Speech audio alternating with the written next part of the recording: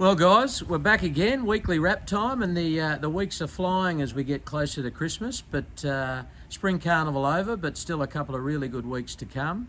And we've had another great week, haven't we, Chris? We certainly have. And how good's this? Mixing things up outside for the weekly wrap this week. Absolutely. As long as nothing drops on us, it's fantastic. So, we had a couple of horses resuming this week. Starting with Miss Hellfire last Saturday, and it was a great return, wasn't it? She was excellent first up. Very pleased to see that. The race didn't quite unfold as we would have liked for her. Just really turned into a sit and sprint, didn't it? But she was excellent. In fact, she was so strong in her closing sectional. She was the quickest last 600 of the whole meeting, let alone her race. So great return from her, and I think that augurs well, is that the right word, for the preparation ahead? Yeah, no, she'll be much better for the run, and can't wait to see her again in a week's time. Then we had Zoo Prince on Wednesday at Rose Hill, and he had a great last prep. He got his win. A win and a second, and he was absolutely excellent again against a horse. Just got beaten by a horse that was in some good form. Good form and race fit too, with some runs under the belt where Zoo Prince was first up. Particularly pleased with his effort as well. The two of them cleared out from the rest of the pack, and probably first up, that fitness probably didn't help him that last 50 to 100 metres, but he was very tenacious. I really like his attitude, how he fights on when the battle is there, and very encouraging as well moving forward. He's a horse who's going to improve immensely from that fitness, and another run or two and he's going to be hitting peak fitness, and I think he's got a really, really solid prep in front. Yeah, no, it'll be great to see where he ends up this prep. It's exciting for the owners. So before we just go into this week, there's a fair bit going on in our world, but your world, starting to prepare and read the book for the Magic Millions. But after the huge amount of success, and you would have seen an email go out during the week about the last share in Hiawatha, huge success we had with getting him syndicated. We've made the call that we're going to have a look at the French sale, the Arquana sale, starting on Monday night. That's a good pronunciation. Not how you say it? Arquana sale, yeah. Righto, let's run with that. Like it. Whatever that sale is, we're going to have a look at it. So there looks like there's a few there that we might be interested in, and if you are interested in being first that we contact, just give me a buzz or send me an email. But we were very rapt with what we got with Hiawatha, and hoping we can get another one. Yeah, it's exciting, isn't it? These European stayers, love to get them down here, and it's awesome to be involved with them, and exciting to see what Hiawatha does. He was particularly popular with everyone, as you mentioned, and I think it justifies us having a look at this sale, and there are some very nice prospects having a look through it. We're going to keep working through that over the coming days, but if we can get the right horse at the right price, then we'll certainly get involved again. I'll do the bidding. We'll get it at the right price.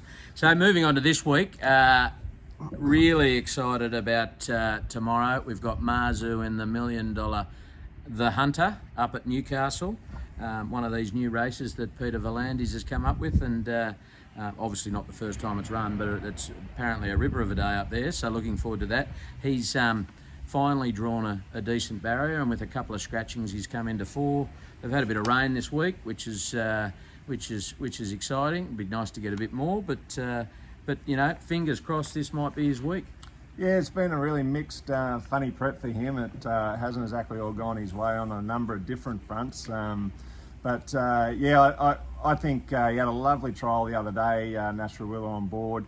I think, the pacifiers have come off now. There's a little gear change there and the nose roll on. I think he reacted well to that in the trial, so that's pleasing. He wouldn't have done that early in his career. They'll stay off for this race, and I think he trialled really well, and I think Nash has him summed up well, and I think he's going to be hard to beat, actually. And having Nash on board, I think he won't leave any stone unturned, and he'll probably ride him a little more aggressively, I'd think. Yeah. So, very exciting, and be great to see a bunch of owners out there tomorrow. We're going to need sunglasses, surely. Yeah, it's getting bright, isn't it? It is. Trying to look at my white paper. Belliave on Tuesday. Tides have turned with barriers. She's drawn barrier 4 at Newcastle, and I think she's about due. Step up in trip to 1200, and really hopeful there. Yeah, exactly. It's nice to see a good barrier for her finally, which is good. So, yeah, a horse I think she's been running well, knocking on the door. I think she's going to be there or thereabouts again in this race. It's hard to say that, she's going to be a really strong winning chance, but I think she's going to be fighting out the finish anyway. So, yeah, fingers crossed and good luck to all the owners there. Yeah, and just so you know, I'm not falling asleep. It is just really bright out here. So, and Sir Artie on Thursday, he's been nominated at Hawkesbury, and probably a little disappointing last time out. So we're hoping for him to return to where we know he can be. Yeah, that's right. He was coming back this prep after the long layoff. He was really good first up. We were pleased with that first up effort over the 1200 metres, and then really disappointing last start. And one of those ones can't put a finger on why. Very strange for him, that's for sure. But as long as he bounces back to his normal self this week, I think stepping up in 1400 will be great for him. And as I say, if he's his usual self, then he should be very competitive. Yeah, no, it'll be. He's shown some talent in the past, so hopefully he can regain some of that and go on with it. So so that's the week coming up. We're now on to red hot tip time. Again, not ideal last week. Chris, none from 3. Yep. Not ideal, as you say. No, I picked up Unspoken at $8, so I'm keeping the owners interested, which is good. So what do you got this week? I'm sacking myself again, Sam. Yeah, I'm. You too busy? No, well, yes. What gave you that impression? Yes, no, flat stick at the minute, but I don't think I deserve to be tipping this week after last week's dismal performance. So you got the chockies for everyone. I think you can deliver again this week. Okay, no problem. I'm clearly not busy enough. I had a good look at the form a while ago. So I am starting Caulfield Race 7, the 1,000 guineas. Probably should have had one there this year, but we didn't. We don't. Number 6, Jolie Star. So Waller trained, probably due. So I'm hopeful there and paying about $5. Then into race 8 at Caulfield in the Sir Rupert Clarke. I'm on a horse that's clearly running scared from Marzu because it was scratched from Newcastle. Number 2, I Am Me. Some good value there. And then the last one up in Newcastle in the Beaufort, number 3, Skylab, who's been in form without winning, and I'm just hopeful tomorrow is his day. Is that on the nose or each way? Because you used to be only a win-only punter, and no, I still am. Now you seem to be each way.